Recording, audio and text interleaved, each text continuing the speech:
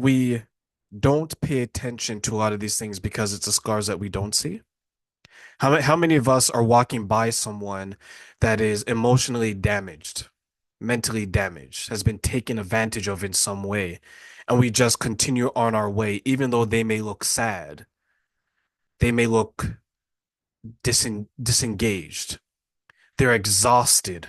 Whereas a black eye, a broken finger, a broken elbow is very easy to spot, and we are more likely to ask questions. The problem with violence in the home, whatever type it may be, is many times it happens in silence.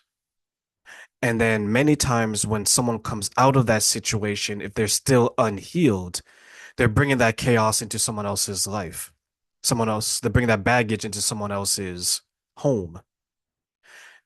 That is a concern because the person is already dealing with their own recovery after escaping that situation.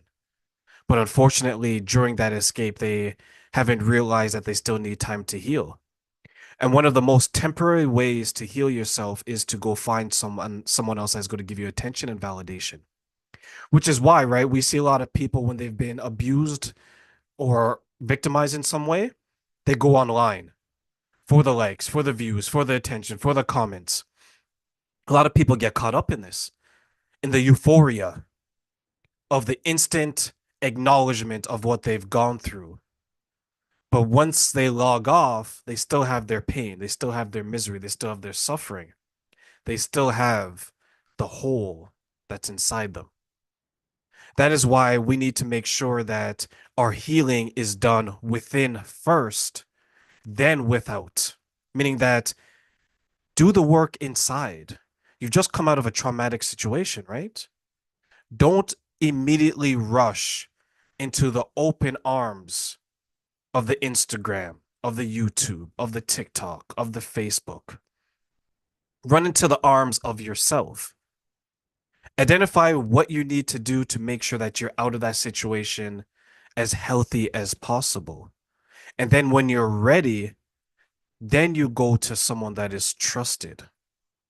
But be careful of who you trust. There's many times that the person you trust can make your situation worse, or they can add on to it.